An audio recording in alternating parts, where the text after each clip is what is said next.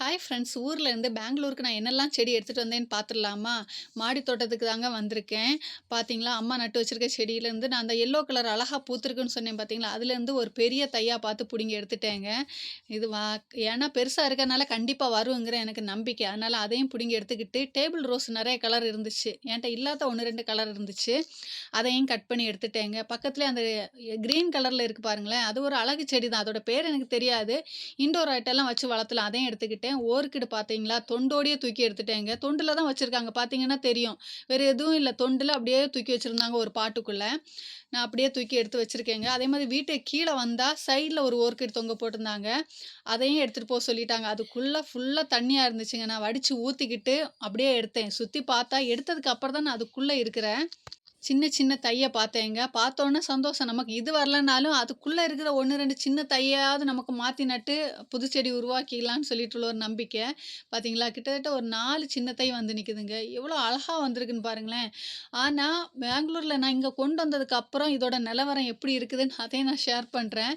இந்த அளவுக்கு ஃப்ரெஷ்ஷா இருந்த செடி எப்படி இருக்குதுன்ட்டு. பார்த்தீங்களா, கவர்ல வச்சு கட்டுறதுக்கெல்லாம் ஹெல்ப் பண்ணிட்டு இருக்காங்க. இத விட மெயின் என்னன்னா, எங்க ஊர்ல சானல் இருக்குங்க. சானல்னா ஆறு மாதிரி போகக்கூடியது ஃபர்ஸ்ட்டு இருந்துச்சு நாங்க சின்ன வயசுல. இப்ப அதெல்லாம் மூடுற நிலைமைக்கு ஆயிருச்சு.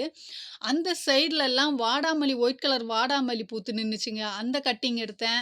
நெறைய செடி இப்ப பார்த்தீங்கன்னா சிவப்பு பொன்னாங்கண்ணி கீரை, ஆ சானல் கரையிலேயே அப்படியே நின்னு இருந்துச்சுங்க. நான் ப ய அப் இது கீரையெல்லாம் அந்த சானல் கரையில நிக்குதான்னு ஆச்சரியத்துல, அப்படியே கொத்தா புடுங்கி அப்படியே எடுத்து வச்சு, எடுத்துட்டு வந்துட்டேங்க. ஆனா, அந்த டைம் நான் வீடியோ எடுக்கிறதுக்கு ஃபோன எடுத்துட்டு போல. அதான் மிஸ் ஆயிடுச்சு. இல்லன்னா அந்த சானல் கரைய காமிச்சு தந்திருப்பேன்.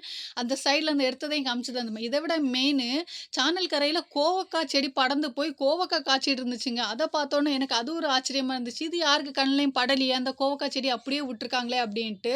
நெறைய கோவக்கா ஒயிட் கலர் பூவ பார்த்துட்டு தான் நான் கிட்ட போனேன். பார்த்தா நெறைய கோவக்காவும் காய்ச்சி நிக்குதுங்க.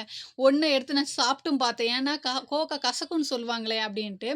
சாப்பிட்டதுல கசக்க எதுவும் இல்லைங்க. நல்ல கோவக்கா தான் வளர்ந்து நிக்குது. ஆனா நான் எதுவும் எடுக்கல. அம்மாட்ட புடுங்கிட்டு வந்து காமிச்சேன். சேனல் கரை ஃபுல்லா கோவக்கா செடி மொளச்சு நிக்குதுன்ட்டு.